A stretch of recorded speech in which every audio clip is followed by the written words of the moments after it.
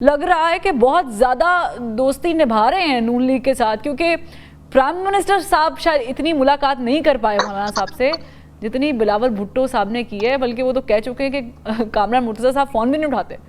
وآل محمد دیکھیں، چیئرمین بلاول بھٹو زرداری صاحب وہی بات کر رہے ہیں جو ہمارے منشور میں ہے، اور کانسٹیٹیوشنل کورٹس کو ہم سپورٹ کرتے ہیں پاکستان پیپلز پارٹی، اور اسی وجہ سے ہم اس بات کو آج بھی جو انہوں نے بار میں گئے وہاں پہ خطاب کیا یا پھر کوسچن آنسرز ہوئے، اس میں انہوں نے ان ساری چیزوں کو مکمل طور پر بریف بھی کیا۔ دیکھیں، ہم کسی پرسن اسپیسیفک قانون کے لیے نہیں ہیں کہ جس طرح ایک گمان ہو رہا ہے کہ کسی ایک ہی شخصیت کو کوئی ایج ریلیکسیشن دے کے یا اس کو کہہ کے، اور وہ سیدھی بات اگر جسٹس قاضی فائز عیسیٰ صاحب کے لیے سب بھی بات کر رہے ہیں کہ کوئی ان کے لیے سب کچھ ہو رہا ہے، تو ایسا نہیں ہے۔ حالانکہ جسٹس قاضی فائز عیسیٰ صاحب کی ہی وجہ سے یہ الیکشنز ممکن ہوئے۔ آپ کے علم میں ہے کہ وہ جو 60 دن 90 دن کی باتیں تھیں وہ نہیں ہوئیں، اور یہ الیکشن ڈیلے ہو رہے تھے۔ یہ قاضی فائز عیسیٰ صاحب ہی تھے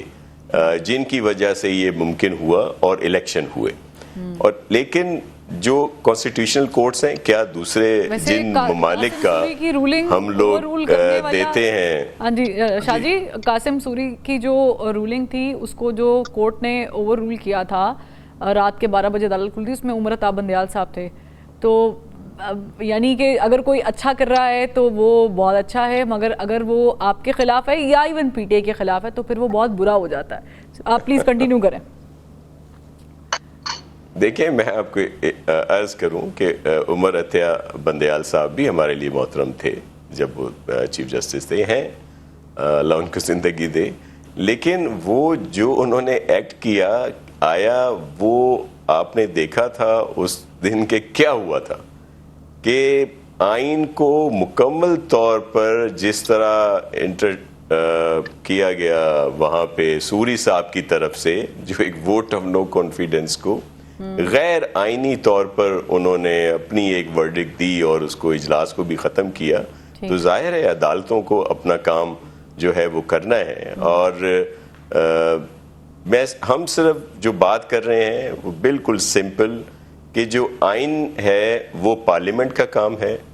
اور آئین کو ری رائٹ کرنا جو ہے وہ تمام تر احترام کے ساتھ، عدالتوں کے احترام کے ساتھ، یہ عدالتوں کا کام نہیں ہے۔ ٹھیک ہے، چلیں، اگر آئین میں لکھا ہوا کچھ ہے اور جی کہ ری رائٹ کرنا جو ہے وہ ظاہر ہے کہ پارلیمنٹ کا اختیار ہے، یہ علی گوہر بلوچ صاحب بھی کہہ چکے تھے، یہ ہم بھی مانتے ہیں، یہ تو بہت سارے لوگ آپ کے پارلیمنٹیرینز بھی آن ریکارڈ کہہ چکے ہیں کہ ہم لوگ قانون سازی کے لیے یہاں پہ موجود ہیں۔ لیکن میں یہ سم اپ کرتی ہوں کہ پیپلز پارٹی ہو یا پھر نون لیگ ہو، دونوں کا اس بات پہ اتفاق ہے کہ آئینی عدالت تو ہر صورت میں امپورٹنٹ ہے اور وہ اس پہ بات ہونی چاہیے۔ پھر ظاہر ہے کہ آپ مولانا صاحب کو منانے میں کتنے کامیاب رہتے ہیں یہ ڈیپینڈ کرتا ہے، ہوں گے بھی یا نہیں ہوں گے، کیونکہ چانسز نہیں نظر آ رہے۔ شاہ جی، میں آپ سے سوال کرتی ہوں، پھر میں بلوچ صاحب کی طرف آؤں گی۔ مجھے صرف یہ بتائیں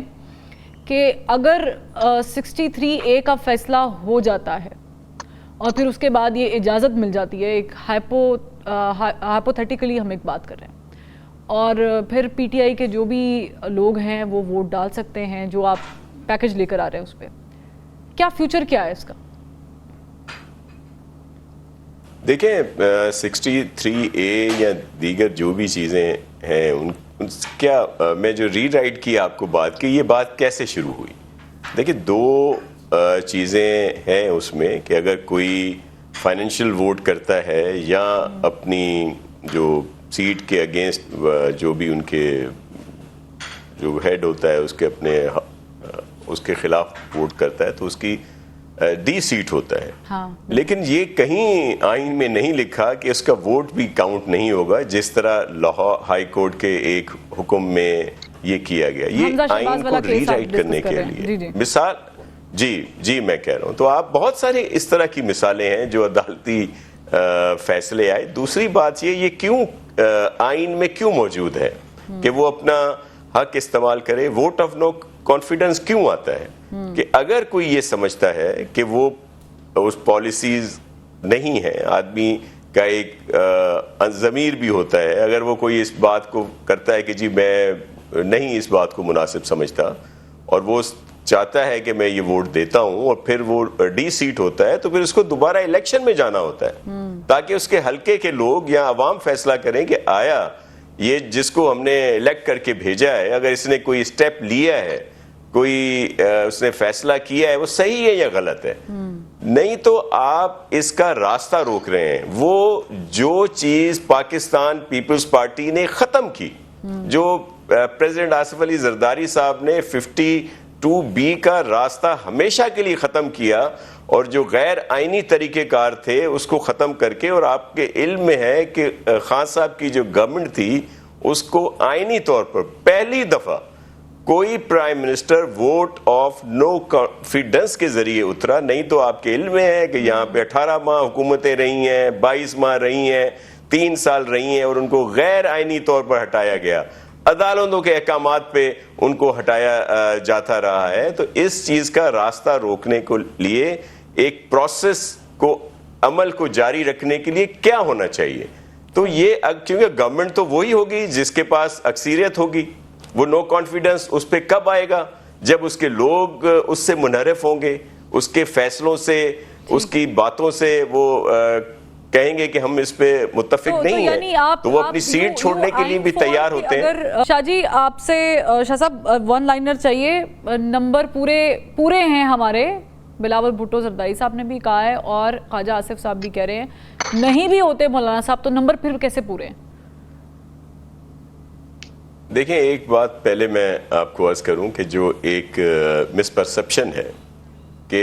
اگر یہ کوئی آئینی ترامیم نہیں ہوتی تو گورنمنٹ کو کوئی خطرہ ہے, یا دیکھیں یہ جو ریزرو سیٹس یا دیگر ان کے باوجود بھی